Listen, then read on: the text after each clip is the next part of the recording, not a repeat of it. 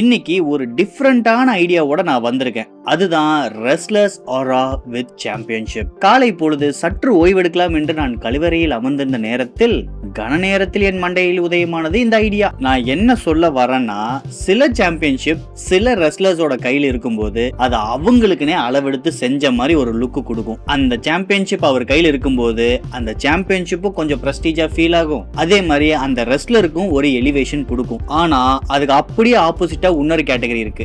சில ரெஸ்லர் கையில சில கைண்ட் ஆஃப் சாம்பியன்ஷிப் இருக்கும்போது நமக்கு ரெண்டு ஃபீலிங் தான் வரும். ஒன்னு ஐயோ பாவம், இன்னொன்னு அடச்சி. நினைச்சு பாருங்க, ஒரு ரெஸ்லர் என்னதான் இன்ரிங்ல மிகப்பெரிய பீஸ்டாவே இருந்தாலும் ஒரு சாம்பியன்ஷிப் அவர் ஷோல்டர்லயோ இல்ல அவர் வெயிஸ்ட்லயோ இருக்கும்போது அவருக்கு அது பக்காவா சூட் ஆகலைன்னா அவர் கேரக்டரோட மொத்த பில்டப்பையுமே டமார்னு ஸ்பாயில் பண்ணிரும். டைட்டில் தான் ஒவ்வொரு ரெஸ்லரையும் ஒரு அப்சல்யூட் கிங் மாதிரி காட்டும். ஆனா அதே மாதிரி டைட்டில் சிலர் கைக்கு போகும்போது அது பயங்கரமா மிஸ்ஃபிட் ஆகி அவரோட மொத்த லுக்கும் சரி அவரோட மொத்த கேரக்டரையும் சரி டம்மியா மாத்தி விட்டுரும். சோ இந்த வீடியோல நம்ம 90s கிட்ஸ் கிராஸ் பண்ணி வந்த பாப்புலரான டைட்டில் எந்த ரெஸ்லரோட கையில எந்த மாதிரி லுக் கொடுத்துச்சுன்னு சின்னதா இந்த வீடியோல நம்ம அலசி பார்க்க போறோம். பை தி பை, இதுதான் ஃபர்ஸ்ட் டைம் நீங்க என் வீடியோ பாக்குறீங்கன்னா சப்ஸ்கிரைப் பண்ணிட்டு வீடியோ கண்டினியூ பண்ணுங்க. இந்த சேனலுக்கு மிகப்பெரிய ஹெல்ப்ஃபுல்லா இருக்கும்.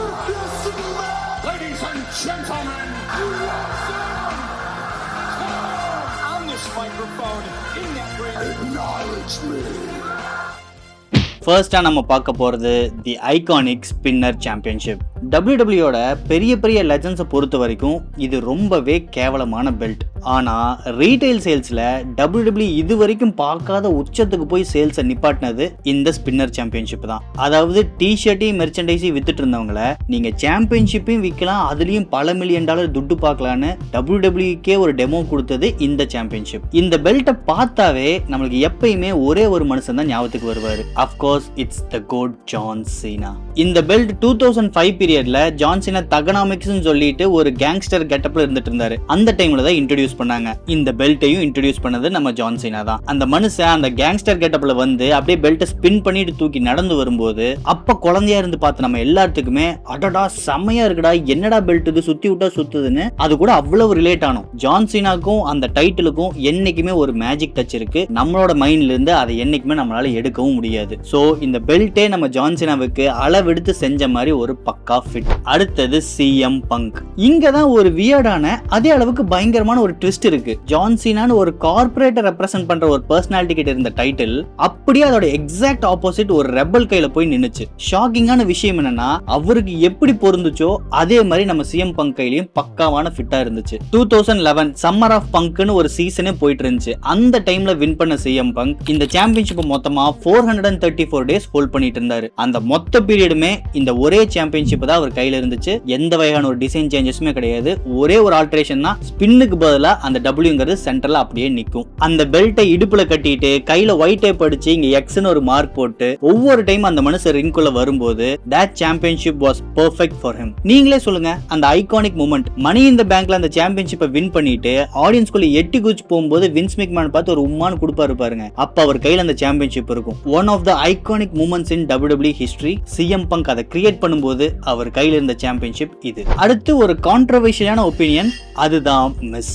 அரகண்டான ஒரு ஹீல், மூஞ்சியை பார்த்தாவே இரிட்டேட் ஆகி குத்தணும்னு தோன்ற அளவுக்கு ஒரு கிமிக். அந்த சிம்பிள் டபிள்யூங்கிறத அப்படியே தலைகீழ போட்டு எம்னு மாத்தி இதுதான் ஆசம் சாம்பியன்ஷிப்னு சொல்லிட்டு அந்த மனுஷன் சுத்திட்டு இருந்தாரு. என்னதான் மிஸ் ஒரு சாம்பியன்ஷிப் மெட்டீரியலே இல்லாட்டியும் அவர் கையில இந்த சாம்பியன்ஷிப் இருக்கும்போது அது அவர் ஒரு பாயிண்ட் எலிவேட் பண்ணுச்சு. அது அவருக்கு பக்காவா செட் ஆச்சு. இது என்னோட பர்சனல் ஒப்பீனியன் தான். உங்களுக்கு மாற்று கருத்து இருந்தால் தயவு செய்து கமெண்ட்ஸில் கூறவும். இப்ப நம்ம இந்த ஸ்பின்னர் பெல்ட்டோட குட் லுக் ரெஸ்லர்ஸ் யாருன்னு பார்த்தோம். அப்படியே இதோட டார்க் சைடு, அதாவது பேட் லுக் என்னன்னு போய் பாத்துருவோமா? சீனாவோட கையில இருக்கும்போது பயங்கரமான எலிவேஷன் கொடுத்த இந்த டைட்டில் எல்லாத்தோட கைக்கும் போய் செட் ஆகல. அதுலயும் குறிப்பா சில ரெஸ்லர்ஸோட கைக்கு இது போகும்போது மொத்த லுக்காவே அவங்க ஒரு காமெடி பீஸா தான் தெரிஞ்சாங்க. ஃபர்ஸ்ட் தி அனிமல் பட்டிஸ்டா. கொஞ்சம் யோசிச்சு பாருங்களேன், அவரோட ஹைட் சைஸ் 6.6, செமையான பாடி பில்டிங், பக்காவான பிசிக். அனிமல்னு அவங்க பேருக்கு ஏத்த மாதிரி ஹி இஸ் an அனிமல். அவரு கைக்கு போய் இந்த பிளிங் பிளிங்னு சுத்துற இந்த சாம்பியன்ஷிப் கையில கொடுத்தா எப்படி செட் ஆகும்? இருக்கும். பட்டிஸ்டாவோட சைஸுக்கு அவரோட லுக்குக்கு ஹெவி சைஸ் ப்ரூட்டல் ஸ்டைல் இருக்கக்கூடிய சாம்பியன்ஷிப் தான் பக்காவா பொருந்தும். அந்த மாதிரி மனுஷனோட கையில கொண்டு போய் இந்த ஸ்பின்னர் சாம்பியன்ஷிப் கொடுக்கும்போது இட் ஃபெல்ட் பேட். இதுல ஒண்ணு கொடுமை என்னன்னா, அந்த மனுஷன் பேபி ஃபேஸா இருந்திருந்தா கூட கேட்டகரி வேற. அப்ப ஒரு பக்காவான ஹீலா சுத்திட்டு இருந்தாரு. அந்த டைம்ல போய் அந்த சாம்பியன்ஷிப் அவர் கையில மாட்டுச்சு. அவரோட மொத்த ஹீல் ஒர்க்கே ஒரு காமெடி பீஸ் மாதிரி அதை ட்விஸ்ட் பண்ணிருச்சு. அடுத்தது the rated R superstar edge. நீங்க கேட்கலாம், என்ன ப்ரோ சொல்றீங்க, எட்ஜுக்கும் சீனாக்கும் தான் ஒரு ஐகானிக் ரைவல்ரியே இருந்துச்சு. சீனாவை அடிச்சு அந்த சாம்பியன்ஷிப் எடுத்து மனுஷன் கஷ்டமெல்லாம் பண்ணிட்டு தனக்குனே ஏத்த மாதிரி பெல்ட் எல்லாம் வச்சு சுத்திட்டு இருந்தாருன்னு சொல்லலாம். அதைத்தான் நானும் சொல்ல வரேன். மனுஷன் அந்த சாம்பியன்ஷிப் கையில எடுத்தோன்னே இது அவருக்கு செட் ஆலைங்கிறது பின்னாடி இருக்கிற மேனேஜ்மெண்ட் புரிஞ்சுக்கிட்டாங்க. அதனாலதான் வேற ஏதாச்சும் பண்ணணுமே, அவரோட ஹீல் ஒர்க்க டம்மியா போயிடக்கூடாதுன்னு அந்த டபிள்யூங்கிற சிம்பிளையே கழட்டிட்டு ரேட்டடார்னு ஒரு கருப்பு கலர் பிளேட்டை உள்ள வச்சாங்க. அந்த பிளேட் மட்டும் வைக்காம நார்மல் ஸ்பின்னர் பெல்ட் வச்சு அவரை நடக்க விட்டுருந்தீங்க, அவரோட மொத்த ஹீல் ஒர்க் டம்மியா போயிருக்கும். மிஸ் மாதிரி ஒரு ஹீலுக்கு செட் ஆன இந்த சாம்பியன்ஷிப் எட்ஜ் மாதிரி இன்னொரு டிஸ்கஸ்டிங்கான ஹீலுக்கு செட் ஆகல. அடுத்தது the legendary big gold world heavyweight championship.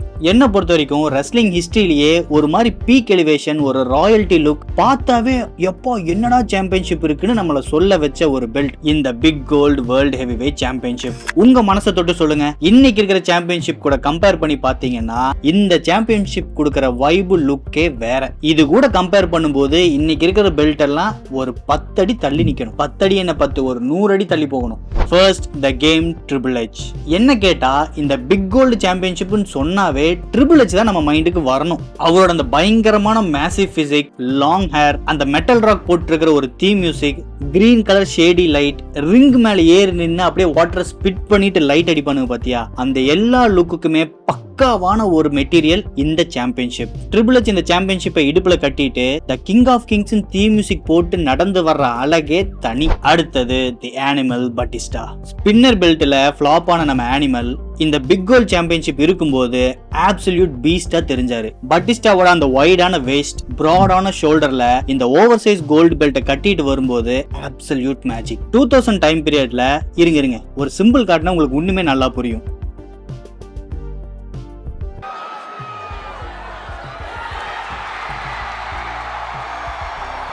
Of course நம்ம ட்ரிபிள் எச் தோக்கடிச்சு இந்த சாம்பியன்ஷிப்பை நம்ம பட்டிஸ்டா எடுத்தாரு. ஆல்ரெடி பயங்கரமா ஃபிட் ஆகிற ஒரு பர்சனாலிட்டி கிட்ட இருந்து இன்னும் பயங்கரமா எலிவேட் ஆகக்கூடிய இன்னொரு பர்சனாலிட்டிக்கு அந்த சாம்பியன்ஷிப் கை மாறிச்சு.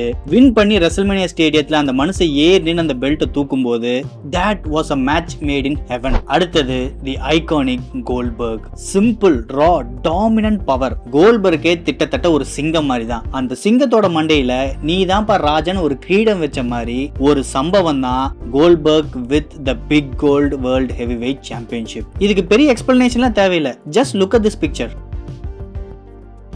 இதுக்கு மேலேயே ஒரு ஆரா ஃபார்மிங் வேணும். அந்த மனுஷன் இன்ட்ரிங்க்கு வரும்போது 2 பக்கமும் புஷ்வானம் வரும். அந்த புகைக்குள்ள இருந்து அப்படியே வெளியே வருவாரு. என்னடா ஆரா 10க்கு 10, இது ஆரா 1000க்கு 1000.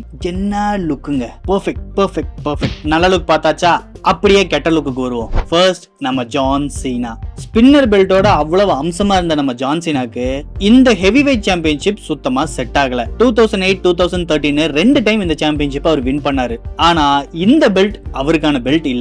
அந்த championship belt old school wrestling ட்ரெடிஷனை ரெப்ரசென்ட் பண்ற மாதிரி ஒரு லுக். ஆனா நம்ம ஜான் சீனா ஒரு பிஜி ஏராவோட ப்ராடக்ட், கிட்டத்தட்ட WWE பிஜி போஸ்டர் பாய். அவர்கிட்ட கொண்டு போய் இந்த ப்ரூட்டல் டிசைன் சாம்பியன்ஷிப்பை கையில கொடுத்தீங்கன்னா எப்படி சூட் ஆகும்? இன்னும் சுருக்கமா சொல்ல போனா நம்ம சக்கரை பொங்கலுக்கு வடகரி வச்ச மாதிரி ஒரு விதமான காம்பினேஷன் தான், ஆனா ஒட்டுக்கா செட் ஆகல. அடுத்தது the big red monster Kane. இது ஒரு வித்தியாசமான கேஸ். அதாவது நம்ம கெயின் அவரோட பழைய லுக், ஒரு முகமுடி போட்டிருப்பார்ல, பிளாக்கும் ரெட் மிக்ஸ் ஆன மாதிரி, அந்த காஸ்டியூம்ல இருக்கும்போது இந்த சாம்பியன்ஷிப்பை hold பண்ணிருந்தாருன்னா that is a match made in heaven. ஆனா துரதிர்ஷ்டம் என்னன்னா கெயின் கையில் இந்த சாம்பியன்ஷிப் வரும்போது அவர் தன்னோட முகமுடியை கழட்டிட்டாரு. மொட்டையான பால் லுக்ல 1.5 கண்ணு கெட்டப்ல சுத்திட்டு இருந்தாரு. அந்த மூமெண்ட்ல அந்த சாம்பியன்ஷிப் அவர் கைக்கு வரும்போது எந்த வகையிலுமே அது செட் ஆகல. ஒரு மாதிரி உப்பு சப்பு இல்லாத உப்மா மாதிரி தான் ஃபீல் ஆச்சு. அடுத்தது WWE undisputed championship, the peak era. பொதுவாவே வேர்ல்ட் வைட் ரெஸ்லிங் கம்யூனிட்டிக்கு ரொம்ப ஃபேவரட்டான சாம்பியன்ஷிப் இது. ஆட்டிடியூட் எரா ஆல்மோஸ்ட் முடியற ஸ்டேஜ்ல இருக்கும்போது இந்த சாம்பியன்ஷிப் இன்ட்ரோடியூஸ் பண்ணாங்க. இந்த சாம்பியன்ஷிப்போட டிசைனே ஒரு perfect match of attitude era and modern PG era. First the beast Brock Lesnar. 2002ல நம்ம Brock Lesnar the next big திங்கா டெபியூ ஆகி அந்த சின்ன வயசுல அவரோட அந்த பிராட் பிசிக்ல இந்த சாம்பியன்ஷிப் கேரி பண்ணும்போது it felt scary, it felt dominant. Brock லெஸ்னரோட அந்த அக்ரெசிவ் ஸ்டைல் ஃபைட்டிங் லுக்கு, அந்த black leather strap, mid size gold plate, பெர்ஃபெக்ட்டான ஒரு மேட்ச். அந்த மனுஷன் கம்பெனிக்குள்ள வந்த ரொம்ப சீக்கிரமே அந்த சாம்பியன்ஷிப் வின் பண்ணிட்டாரு. இன்னைக்கு அவர் இருக்கிற அந்த பீக் எலிவேஷனுக்கு அன்னைக்கு இந்த சாம்பியன்ஷிப் வின் பண்ணதும் ஒரு வகையான காரணம். அவரு கையில் இருக்கும்போது அவரும் எலிவேட் ஆனாரு, அந்த சாம்பியன்ஷிப் எலிவேட் ஆச்சு. அடுத்தது the late Eddie Guerrero. Brock Lesnar பக்காவா எலிவேட் பண்ணி வச்சிருந்த அந்த சாம்பியன்ஷிப்பை 2004ல நோ வே அவுட் மேட்ச்ல அப்படியே பறந்து சைடு திரும்பி ஒரு ஃப்ராக் ஸ்பிளாஷ் போட்டு அந்த மனுஷன் வின் பண்ணாரு பாருங்க. அப்படியே அந்த சாம்பியன்ஷிப் இந்த மனுஷனுக்கே அளவெடுத்து செஞ்ச மாதிரி ஒரு லுக் இருந்துச்சு. அந்த ஒரு வின் எடி குரேரோட எலிவேஷனை வேற லெவல்ல தூக்கி வச்சது. அந்த மொத்த ஸ்டோரி லைனுமே ஒரு பயங்கரமான எமோஷனல் ஜர்னி. நம்ம எடியோட பயங்கரமான charismatic Latino champ and underdog story லைனுக்கு அந்த பிரஸ்டீஜியஸ் சாம்பியன்ஷிப் லுக் பெர்ஃபெக்ட்டா ஃபிட் ஆச்சு. அடுத்தது the great one, the Rock. மனுஷன் அவரோட கரியர்ல பல வகையான சாம்பியன்ஷிப்பை ஹோல்ட் பண்ணியிருக்காரு. ஆனா இந்த ஒரு சாம்பியன்ஷிப் தான் அவரோட அந்த எலக்ட்ரிஃபைங்கிற கிமிக்கு ஏத்த மாதிரி பெர்ஃபெக்ட்டா செட் ஆச்சு. ராக் ஒரு ஆட்டிடியூட் ஏராவோட ப்ராடக்ட். ஆனா அவர் கையில இந்த மாடர்ன் டே சாம்பியன்ஷிப் இருக்கும்போது அது நம்ம மாடர்ன் ஆடியன்ஸை கிராவிடேட் பண்ணுச்சு. அதே மாதிரி ராக் தன்னோட ஸ்டைல வச்சு ஆட்டிடியூட் ஆடியன்ஸை கட்டி போட்டிருந்தாரு. சோ அந்த சாம்பியன்ஷிப் ரெயினே சொல்ல முடியாத ஒரு மேஜிக். அடுத்து the modern day big logo, network logo, red and blue strap championship. அதாவது மொத்தமா 4 வகையான சாம்பியன்ஷிப் இதுல கவர் பண்ண போறோம். முதல்ல நம்ம இந்த மாடர்ன் டே டிசைனிங்க்கு வருவோம். இப்பெல்லாம் அந்த பெல்ட்டே ஒரு பிராண்டிங் மெட்டீரியலா மாறி போச்சு. அதனாலதான் எந்த ஒரு பெல்ட்டை கிரியேட் பண்ணாலும் நடுவுல அவங்களோட லோகோ டபிள்யூங்கிறது எப்படியாச்சும் வந்துடும்னு ஏத்த மாதிரி டிசைன் பண்றாங்க. என்ன கேட்டா இது டபிள்யூடபிள்யூட மிகப்பெரிய முட்டாள்தனமான முடிவு. ஆனா என்ன பண்றது, எந்த ஒரு பிளேயருமே இண்டிவிஜுவலா ஒரு மிகப்பெரிய ஸ்டாரா மாறிடக்கூடாது. அப்படியே மாறினாலும் அவர் கையில இந்த சாம்பியன்ஷிப் கொடுத்துடலாம். நடுவுல தான் நம்மளோட லோகோ பெருசா இருக்குமே. அவர் எங்கெல்லாம் கொண்டு வராரோ இந்த லோகோ சாம்பியன்ஷிப் கொண்டு போனா நமக்கு ஒரு பிராண்டிங் கிடைக்கணும். ஏதோ ஒரு டிசைனர் டீம் முட்டாள்தனமா ஒரு ஐடியா கொடுத்தது இன்னைக்கு மாடர்ன் டே சாம்பியன்ஷிப்பா மாறி நிக்குது. ஃபர்ஸ்ட் நம்ம ராண்டி ஆர்டன் பிக் லோகோ சாம்பியன்ஷிப். நம்ம வைப்பர் 2013 பீரியட்ல அவர் டீம் அத்தாரிட்டியோட ஒரு முக்கியமான மெம்பராகவும் ஃபேஸ் ஆஃப் த டபிள்யூடபிள்யூன்னு சொல்லி ஒரு கிமிக்ல சுத்திட்டு இருந்தாரு. அந்த கஸ்டம் லோகோ சாம்பியன்ஷிப் அவரோட lean oil applied physique and tattoo boat அந்த லுக்குக்கு பயங்கரமா செட் ஆச்சு. அந்த டைம் பீரியட்ல அந்த மனுஷனே ஒரு மாதிரி கன்னிங் பர்சனாலிட்டியா தான் சுத்திட்டு இருப்பாரு. அவரோட தோல்ல அந்த பிளாக் கலர் ஸ்ட்ராப் நடுவுல அந்த டபிள்யூ லோகோ மட்டும் இருக்கும்போது அவ்வளவு அம்சமா செட் ஆச்சு. அடுத்தது Roman Reigns with blue championship. நம்ம ட்ரைபல் சீப் ஹீலா மாறின உடனே அவர் கைக்கு வந்த பெல்ட் தான் இந்த ப்ளூ ஸ்ட்ராப் சாம்பியன்ஷிப். அந்த கேரக்டரோட பீக் விஷுவல், அதுவும் ரோமன் ரெயின்ஸோட பேர் பாடி, செஸ்ட், அப்படியே முதுகு ஃபுல்லா கவர் பண்ற மாதிரி ஒரு டாட்டூ, ஹீல் பர்சோனா, அது போக ஹெட் ஆஃப் த டேபிள்னு ப்ளூ கலர்ல லோகோ, அவரோட ஸ்கிரீன் எல்லாமே ப்ளூவோட இந்த சாம்பியன்ஷிப் ப்ளூவா இருக்கும்போது அது பெர்ஃபெக்ட்டா மேட்ச் ஆச்சு. அதுக்கப்புறம் அந்த சாம்பியன்ஷிப் அதோட ஆயுசு முழுக்கவே ரோமன் ரெயின்ஸ் கூட தான் டிராவல் பண்ணுச்சு. கொஞ்சம் யோசிச்சு பாத்தீங்கன்னா காமெடியா போயிருக்க வேண்டிய கலர் இது. ஆனா ரோமன் ரெயின்ஸோட கையில இருக்கும்போது அப்படி ஒரு பீக் எலிவேஷன் இருந்துச்சு, both for championship and Roman Reigns. அடுத்தது Dean Ambrose with network logo championship. எந்த வகையிலும் WWE-யோட அந்த PG ஸ்டைலுக்கு சுத்தமா சூட் ஆகாத மனுஷன் இந்த டீன் ஆம்ப்ரோஸ். ஆனா அவரு கையில இந்த சாம்பியன்ஷிப் அவ்வளவு அம்சமா செட் ஆச்சு. ஒரு டைம் பீரியட்ல இந்த கம்பெனிக்கே செட் ஆகாதுன்னு நினைச்ச ஒருத்தன் இந்த கம்பெனியோட லோகோ போட்ட சாம்பியன்ஷிப்பை கேரி பண்ணி இந்த கம்பெனியை ரெப்ரசென்ட் பண்ணிட்டு இருந்தான் வித் a perfect look. அடுத்தது the phenomenal one AJ Styles. நம்ம AJ SmackDown is the house AJ style பில்ட்னு சொல்லிட்டு ஒரு டைம் பீரியட் இருந்துச்சு. அந்த டைம் பீரியட்ல இந்த சாம்பியன்ஷிப்பை முழுக்க ஹோல்ட் பண்ணிட்டு இருந்தது நம்ம AJ Styles தான். அவரோட ஹைட், வெயிட், ரெஸ்லிங் ஸ்டைல் எல்லாத்துக்குமே பக்காவா இந்த சாம்பியன்ஷிப் சூட் ஆச்சு. அடுத்தது நம்ம ஜெத் ஃப்ரீக்கின் ராலின்ஸ். யாருனால மறக்க முடியும், ரெசல்மேனியால அதுவும் மெயின் இவென்ட்ல போய் ஹைஸ்ட் ஆஃப் த செஞ்சுரி தன்னோட மணி தி பேங்கை கேஷ் இன் பண்ணி அந்த சாம்பியன்ஷிப் வின் பண்ணி அந்த மனுஷன் ஓடி வந்தாருல, யாருனாலே அதை மறக்க முடியாது. அந்த ஒரு ரீசனுக்காகவோ என்னமோ அந்த சாம்பியன்ஷிப்பை எப்பெல்லாம் பாக்குறோமோ நம்மளுக்கு ஜெத் ராலின்ஸ் தான் ஞாபகத்துக்கு வருவாரு. சோ தெரிஞ்சோ தெரியாமையோ ஜெத் ராலின்ஸும் அந்த சாம்பியன்ஷிப்பும் ஒன்றாக பிணைக்கப்பட்டவை. என்னைக்கு அது மாத்த முடியாது. அப்படியே நம்ம பேட் ஒன்னுக்கு வருவோமா, ஃபர்ஸ்ட் த ராக். இந்த பிக் லோகோ சாம்பியன்ஷிப்பை ஃபர்ஸ்டா இன்ட்ரோடியூஸ் பண்ணதே நம்ம ராக் தான். தான் வாழ்நாள்ல எத்தனையோ சாம்பியன்ஷிப் கேரி பண்ண ராக்குக்கு இந்த சாம்பியன்ஷிப் கேரி பண்ணும்போது அது எந்த வகையிலுமே செட் ஆகல. ஆல்ரெடி இந்த மனுஷன் பக்காவான பிசிக்ல கிட்டத்தட்ட ஒரு ஸ்டாச்சு மாதிரி தான் இருப்பாரு. அவரு கையில இத்தாம்பரிய லோகோ போட்ட ஒரு சாம்பியன்ஷிப் கொடுக்கும்போது ஒரு ரோபோ கையில ஒரு மெட்டீரியல் கொடுத்த மாதிரி தான் ஃபீல் ஆச்சு. அது ஒரு சாம்பியன்ஷிப், அதை தி கிரேட் ஒன் ஹோல்ட் பண்றாருங்கிற ஃபீலே நமக்கு வரல.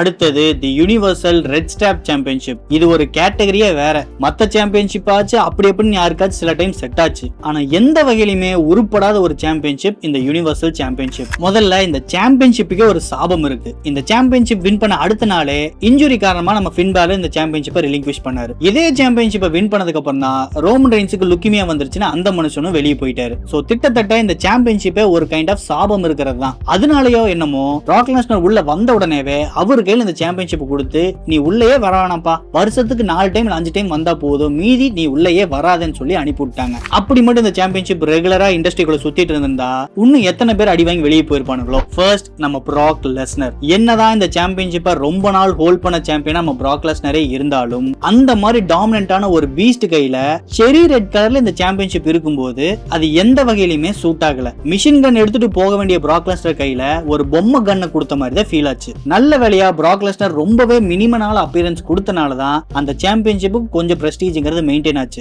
இல்லைனா அது ரொம்பவே காமெடியா போயிருக்கும். அந்த பெல்ட் இன்ட்ரோடியூஸ் பண்ணும் போதே ஆடியன்ஸ் எல்லாருமே அவ்வளவு பூ பண்ணாங்க. ஏன்னா அந்த கலரும் ஆகட்டும் அந்த டிசைனும் ஆகட்டும் மொத்த ப்ரோ ரெஸ்லிங் மூஞ்சிலேயே பீடா போட்டு தூணு துப்பன மாதிரி இருந்துச்சு. அடுத்தது நம்ம ரோமன் ரெயின்ஸ். ஷீல்டு கிட்ட இருந்து பிரேக்கப் ஆனாலும் அந்த black colour vest black colour சூட்ல தான் நம்ம ரோமன் ரெயின்ஸ் சுத்திட்டு இருந்தாரு. அந்த டைம் பீரியட்ல இந்த மனுஷன் இந்த சாம்பியன்ஷிப் வின் பண்ணும்போது அவரோட கெட்டப்புக்கும் அவரோட கேரக்டருக்கும் எந்த வகையிலுமே இது மேட்ச் ஆகல. அதை விட இந்த சாம்பியன்ஷிப்பை தான் அந்த மனுஷன் தன்னோட தோல்ல வச்சுட்டு எனக்கு மறுபடியும் கேன்சர் வந்துருச்சு, என்னோட சாம்பியன்ஷிப்பை ரிலிங்க்விஷ் பண்றேன்னு சொல்லிட்டு போனாரு பாருங்க.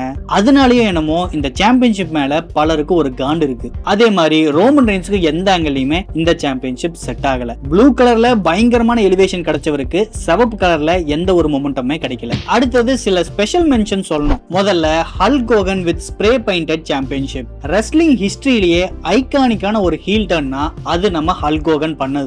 அந்த கிம்மிக்கு அந்த மனுஷன் வச்ச பேரு ஹாலிவுட் ஹல்க் ஹோகன். WCWோட ஐகானிக் அந்த பிக் கோல்ட் சாம்பியன்ஷிப்ல NWO ஸ்ப்ரே பெயிண்ட் அடிச்சாரு. அந்த சாம்பியன்ஷிப் நம்ம ஹாலிவுட் ஹல்க் ஹோகனோட சால்ட் அண்ட் பெப்பர் பியர்ட் ஸ்டைலுக்கும் அந்த சன்கிளாஸ் லுக்குக்கும் பயங்கரமா மேட்ச் ஆச்சு. ஓவரால் ஒரு பக்காவான பேபி ஃபேஸ் ஹீலா மாறும்போது அவருக்கு ஒரு பேட் ஆஸ் அப்படிங்கிற ஒரு ரெபல் லுக் கொடுத்ததே இந்த சாம்பியன்ஷிப் தான். இன்னைக்கு வரைக்கும் இந்த சாம்பியன்ஷிப் தான் ஒரு ஆல் டைம் ஹீல் லுக்னே செலிப்ரேட் பண்றாங்க. அடுத்தது பிரான் breaker with modern day world heavyweight championship. நீங்க கேட்கலாம் முதல்ல பிரான் பிரேக்கர் சாம்பியன்ஷிப்பே வின் பண்ணலன்னு. ஆஃப் கோர்ஸ் அவர் வின் பண்ணல. செத் ராலின்ஸ் அட்டாக் பண்ணி அவர் கையில இந்த சாம்பியன்ஷிப் ஆட்டையை போட்டு கொஞ்ச நாள் சுத்திட்டு இருந்தாரு. அப்ப ஏதோ ஒரு ஹவுஸ் ஷோல இந்த மனுஷன் என்ட்ரி கொடுக்கும்போது யாரோ எடுத்த ஒரு பிக்சர் இன்டர்நெட்ல ரிலீஸ் ஆச்சு. Just look at this picture. This looks perfect. Brawn பிரேக்கரோட தோல் மேல இந்த மாடர்ன் டே சாம்பியன்ஷிப் உட்கார்ந்துட்டு இருக்கும்போது அது அப்படியே ஒரு மாடர்ன் டே பட்டிஸ்டா ஃபீல் தான் தருது. எப்படி அன்னைக்கு இருந்த பட்டிஸ்டாக்கு அந்த பிக் கோல் சாம்பியன்ஷிப் பக்கவா சூட் ஆச்சோ அதே மாதிரி இந்த மனுஷனுக்கு இந்த சாம்பியன்ஷிப் கையில இருக்கும்போது அவரோட லெவலையே ஒரு பாயிண்ட் எலிவேட் பண்ண மாதிரி ஒரு ஃபீல் இருக்கு. நம்ம எல்லாருமே இந்த மாதிரி பிரான் பிரேக்கர் அந்த சாம்பியன்ஷிப் வின் பண்ண ஆசைப்படுறோம். ஆனா டீம் விஷன் போற நிலைமையை பார்த்தா உன்னி அந்த மனுஷன் கையில சாம்பியன்ஷிப் போகவே போகாதுங்கிற மாதிரி இருக்கு. எல்லாம் விதியோட கையில தான். ஐ மீன் மொட்டமாமோட கையில. ஓவரால் என்ன கேட்டீங்கன்னா எந்த ஒரு ரெஸ்லரும் அவரோட கிமிக்கு ஆப்போசிட்டான ஒரு சாம்பியன்ஷிப் கேரி பண்ணாருன்னா அது எந்த வகையிலுமே ஃபேன்ஸோடையும் கனெக்ட் ஆகாது, அவரோட மொத்த கேரக்டரையும் டம்மி பண்ணி விட்டுருது. நம்ம ஜான் சீனாக்கு அந்த ஸ்பின்னர் பெல்ட் எந்த ஒரு எக்ஸ்பிளனேஷனுமே இல்லாம பக்காவா செட் ஆச்சு. ஆனா அதே மனுஷனுக்கு இந்த பிக் கோல் சாம்பியன்ஷிப் எந்த வகையிலும் செட் ஆகல. அப்படியே பட்டிஸ்டாக்கு வாங்க, இது அப்படியே ஆப்போசிட்டா சொல்லலாம். A man makes a title.